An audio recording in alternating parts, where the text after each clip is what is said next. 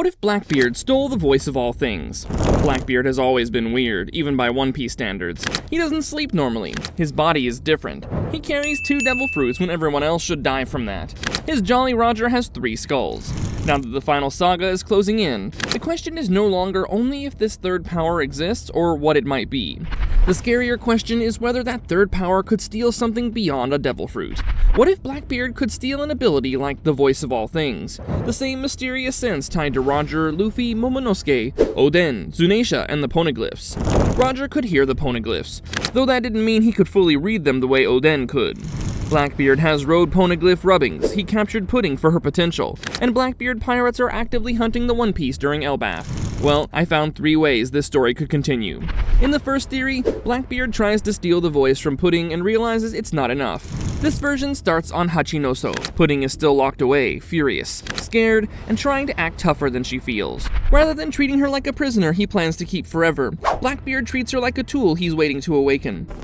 His crew already assumes her third eye will eventually solve the poneglyph problem, but Teach starts noticing something wrong. She can read memories with her devil fruit, and maybe her tribe has a connection to the ancient language, but the road to Laugh-Tale still feels incomplete, so he tries something new. Using the Yami Yami no Mi, Blackbeard drags Pudding's cursed potential toward himself. His darkness wraps around her third eye, not to steal the Memo Memo no Mi, but to pull at the strange perception sleeping behind it. For a moment, he hears something. Stone grinding across history, a pulse from the poneglyph rubbings, a distant sea roaring in a direction no compass can show.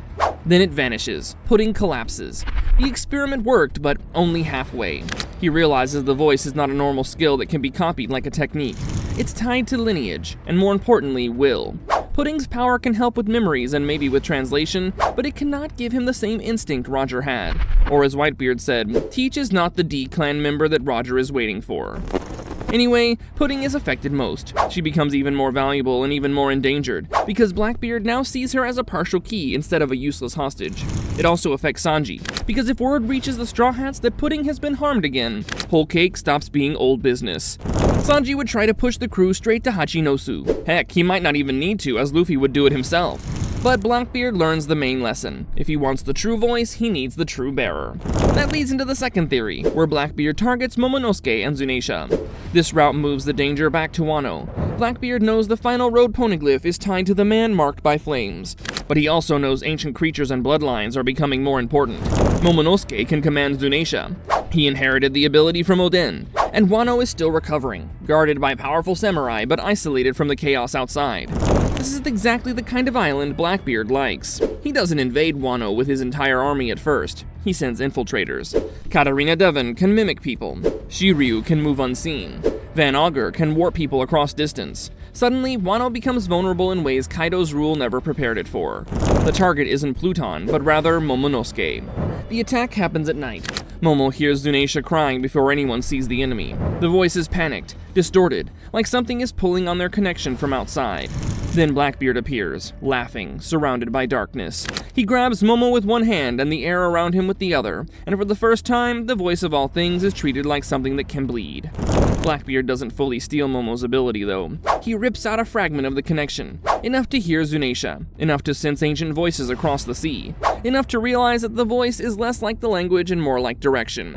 The world itself is full of signals, poneglyphs, sea kings, ancient weapons, old elephants, maybe even islands carrying memories.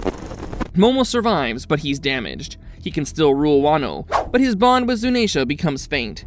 Zunisha loses the clearest voice it had heard in centuries and begins wandering in pain. Yamato, Kinemon, and the samurai are forced into panic. Wano realizes Kaido wasn't the last monster who wanted what the country protects. The Straw Hats would feel this too. Luffy hears something wrong, a far-off voice calling from the ocean, weaker than before. Robin understands immediately that Blackbeard has stopped playing the same treasure hunt as everyone else. He's no longer chasing only rubbings, but rather the method behind Roger's final voyage. Heck, arguably one more efficient. This makes Blackbeard much more dangerous, but there's still a limit. He can hear ancient voices, but he cannot understand all of them. It's like standing outside a locked room, hearing people whisper through the wall. He knows where to go, he knows which stone to watch. He can sense when he's closer, but he still doesn't know the truth. So Theory 2 gives Blackbeard a shortcut to the final road poneglyph, maybe even to the man marked by flames. It also turns Wano into the first major victim of his in-game plan, but he still needs a stronger source. That brings us to Theory 3, where Blackbeard steals the voice from Luffy. By then, Elbaf has shaken the world. The giants are moving, Shanks is watching the sea, Cross Guild is searching for the One Piece, the world government is mobilizing through the Holy Knights. Blackbeard, meanwhile, has been quiet enough that everyone should be worried. Blackbeard captures someone who forces Luffy to come to him. Maybe Garp is used as bait after Hachinosu. Maybe Pudding becomes the trigger through Sanji. Maybe the final road poneglyph rumor points both crews to the same burning ship. Either way, the Straw Hats and Blackbeard pirates finally collide before Laugh Tale. At first, Luffy thinks this is the fight he's been waiting for.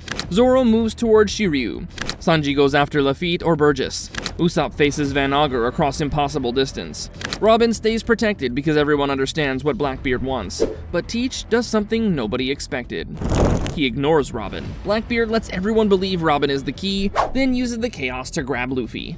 Darkness wraps around Gear 5, shuts down the Nika Freedom for a heartbeat, and then the third power awakens. Maybe it's a mythical Zoan, tied to a 3-souled creature. Maybe it's the true secret of his body. Maybe the Yami Yami no Mi has always been able to pull more than Devil Fruit powers when combined with the right vessel.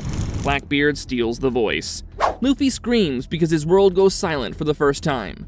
Luffy has never understood the voice like a scholar. He doesn't sit there translating ancient history. He feels things. Sea Kings, Zunisha, the breath of the world.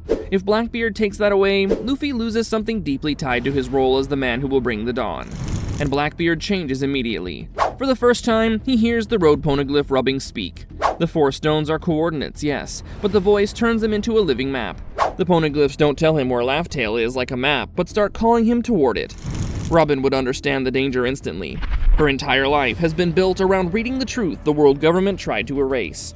Blackbeard bypassing that work is insulting and terrifying at the same time. It means the final villain of the pirate race doesn't have to understand history to reach its treasure, but rather only has to exploit it.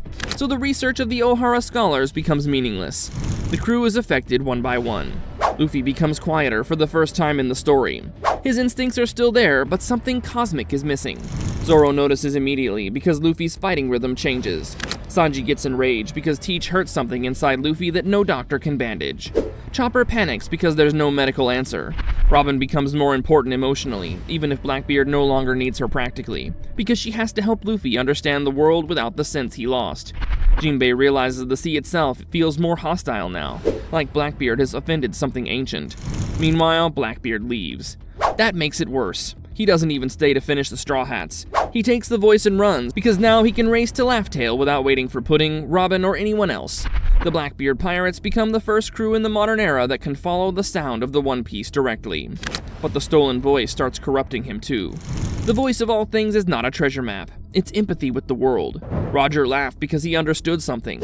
Luffy listens because he cares. Momonosuke commands Zunisha because their wills connect. Blackbeard doesn't listen. He consumes. At this very moment, the meaning of Whitebeard's words dismissing him becomes apparent. So the voices become too many.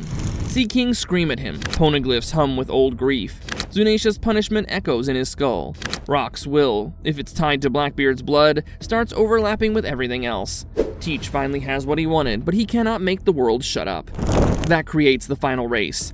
Blackbeard reaches Laugh Tale first, but he isn't the person Joy Boy or Roger are waiting for.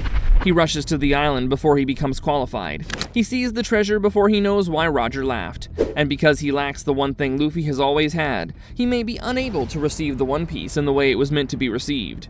Even his legendary lineage wouldn't be able to overcome the fact that he is darkness personified. So Luffy follows without the voice. He reaches the final island through trust instead. Robin reads, Nami navigates, Frankie keeps the Sunny alive, Brook carries old songs, Jinbei reads the sea, Usopp believes when nobody else can. Zoro and Sanji keep the path open as his wings. Luffy loses one of his rarest gifts, and the crew becomes the thing that replaces it. That's why Theory 3 is the strongest one. The first theory makes Pudding the failed shortcut. The second turns Momonosuke and Zunisha into Blackbeard's test subjects. The third lets Blackbeard steal the voice from Luffy and reach Laugh Tale first, only to discover that hearing the world is worthless if you only know how to take from it. But that begs the question, what would happen if Luffy himself was evil even with the Nika fruit? Well, that's the subject of this other video. Click on this video to see what it would be like if Luffy was resurrected with his memories and became evil. Go ahead, click it.